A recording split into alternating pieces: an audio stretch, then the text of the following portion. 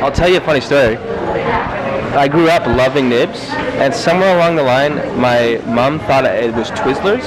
So every Christmas in my stocking, I get Twizzlers. And I want to say, like, Mom, it's nibs, but I don't have the heart. So I just deal with Twizzlers.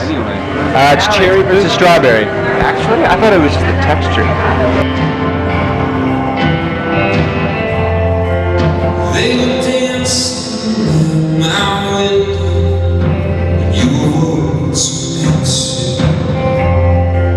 You've been wandering. I mean, all country is like a dirty word almost. I don't know why.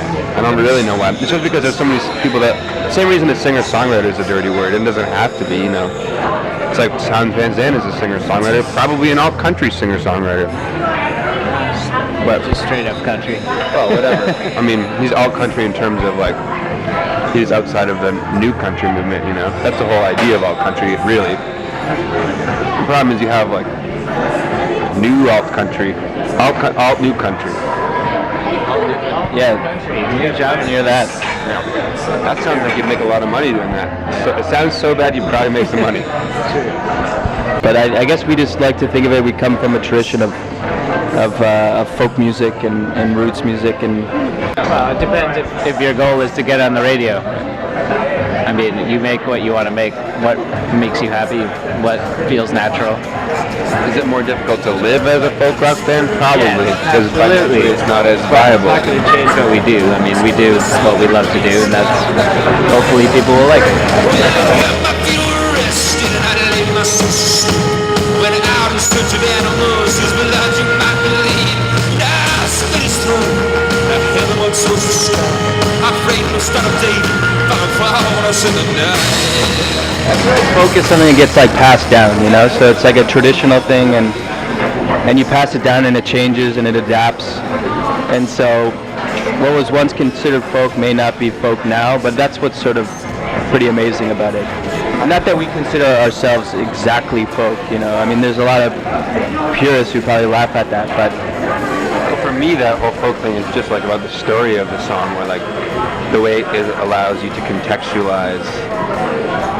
I was thinking about this the other day because I was reading that Bob Dylan book that you lent me. And he talks about the songwriter's responsibility in contextualizing history on a personal level, you know. And so as a songwriter, as a folk songwriter, so to speak, it's like if you just write about simple stories of everyday life, then you are contextualizing history, because you don't read about that in a history book. You don't understand what people were actually feeling when those things were happening in history, you know. And it allows you, or at least it allows me, it's the same thing that you accomplish by reading certain kinds of literature or understanding what kind of music was popular in history. You know, it's exactly the same sort of parallels. So I think that's part of being a folk musician. And because we're young-ish, as a 30-year-old man, I'm allowed to say that.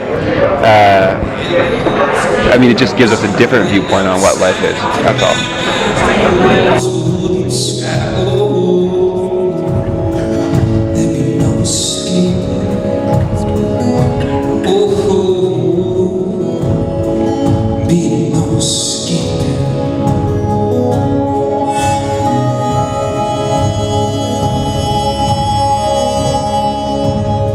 I feel like outside of Canada, we have the opportunity to kind of surprise people, because there's a lot less people that know who we are and know our music. In Canada, the shows that we play, there's a lot of people who know our records and come and like sing along, and that's really nice.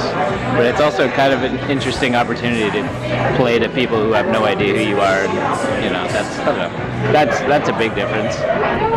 Especially in the States, it was, you know, it's like you put so much work touring Canada and developing some sort of fan base, and then you go to the States and nobody knows who you are. It is literally starting again, but it's not a negative thing. It's just a thing. It's different in Europe though, because starting there, I mean, we've been over 3 times now, and the growth has been just like very measurable actually. But it's neat to see in Europe because people just want to go out to things that are cultural and want to be a part of it. So even in cities we'd never played before, they may never have heard of us before, we'd still be playing to a full house, you know, because people just want to come and support it. It's interesting to see too, how Canadians are perceived there. That people will they put Canada on the poster, and then people will come just because it's a Canadian band. It's pretty cool. It also seems like people recognize Toronto as being a big beacon for like music right now, which is kind of interesting to think about. Because when you live there, you take it for granted a bit. But and then you go away and people talk about it, and you're like, whoa, yeah, there are a lot of awesome bands in Toronto right now. There's a lot of music happening in general, which is nice. Come back inside. Lay my hands on me till it's fine. We're never home anymore. I don't have a day job anymore. That's nice. Don't tell my job though that I quit, because I'm still hanging on.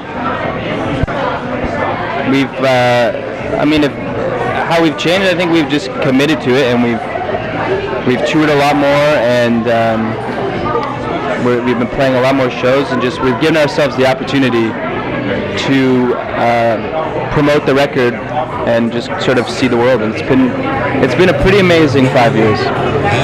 So we look forward to the next 5 years. I've been thinking about the times it seems to see, and wondering why you ever stuck around.